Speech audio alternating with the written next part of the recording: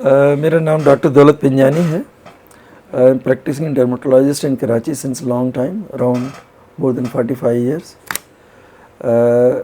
सवाल पूछा था मुझसे कि मिलाज़मा के बारे में कुछ उनकी तफसीलात बताएं। मिलाज़मा आपने देखा, ये हमने जो देखा है कॉमनली नोज़ और चीक्स पे इसके बटरफ्लाई रैश की तरह नज़र आता है, लेकिन जब ये ज़्यादा एक्सटेंसिव हो जाए तो फिर लोअर जाब पे भी आ जाता है, नेक के साइड्स में और V of part of the chest में, तो ये एक्सटेंड कर जाता है नीचे। ये डिपेंड करता है किस एज ग्रुप में आप देख रहे हैं। नॉर्मली यंग एज में भी हो सकता है ये, लेकिन मोस्टली प्रेगनेंसीज़ में या डिलीवरी मल्टीपल प्रेगनेंसीज़ के बाद ये आहिस्ता आहिस्ता नुमाया हो जाता है और आहिस्ता आहिस्ता ये कुछ लोगों में तो प्रेगनेंसी में हुआ, डिलीवरी के बाद कम हो गया या बंद ख़त्म हो गया, लेकिन कुछ लोगों में ये आहिस्ता आहिस्ता परमानेंट हो जाता है। अगर शादी से पहले ही शुरू हो गया है प्रेगनेंसी का तो बाद में होगा, तो ये हार्मोनल चेंजेस के साथ ज़्यादा इसके इंसिडेंट्स होता है, या फैमिली टेंडेंसी हो, फैमिली में इनहेरेंट टेंडेंसी होती है कि ये हो सकता है,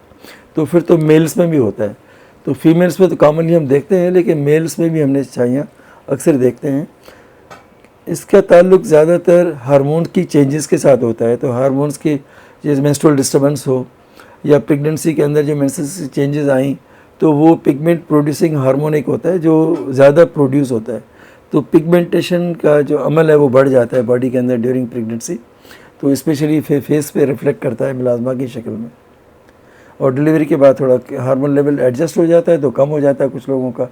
चूँकि पुराना होता है या स्किन के ऊपर के तह से नीचे के तह में गया हुआ होता है पिगमेंट, तो फिर ये परमानेंट भी हो सकता है कि परमानेंटली रहता है उनको, फिर हर प्रेगनेंसी में और नुमाया हो जाता है। धूप का भी रोल काफ़ी होता है इसमें, सूरज की रोशनी से, अल्ट्रावायलेट लाइट से ये बढ़ जाती है, इसकी डार्कनिंग बढ़ जाती है, ये पैचेस भी बढ़ जाते हैं साइज़ में, कलर की डेप्थ भी बढ़ जाती है। तो इलाज में हम बताते हैं कि ये धूप से सन ब्लॉक्स इस्तेमाल करें या धूप से ज़रूर एहतियात करें। हार्मोनल डिस्टर्बेंस साथ साथ है तो उन हार्मोनल डिस्टर्बेंस के हम कुछ टेस्ट कराते हैं जो ज़रूरी टेस्ट होते हैं, फिर उनको एडजस्ट करके उन हार्मोन्स को जब ठीक करते हैं तो फिर कुछ ना कुछ तो फ़र्क पड़ ही जाता है। मिलाज़मा स्किन के 2 लेयर्स हैं ना जो हम मेनली देखते हैं, 3 लेयर्स होते हैं, लेकिन ऊपर मिलाज़मा के लिहाज से एपिडर्मल लेयर होता है और डर्मल लेयर के अंदर इसका पिगमेंट की डेप्थ बन सकती है। तो एपिडर्मल सुपरफिशियल लेयर में हो गया, डर्मल डीपर लेयर में हो गया, कभी मिक्स्ड होता है एपिडर्मल डर्मल, दोनों जगह पे पिगमेंट के जो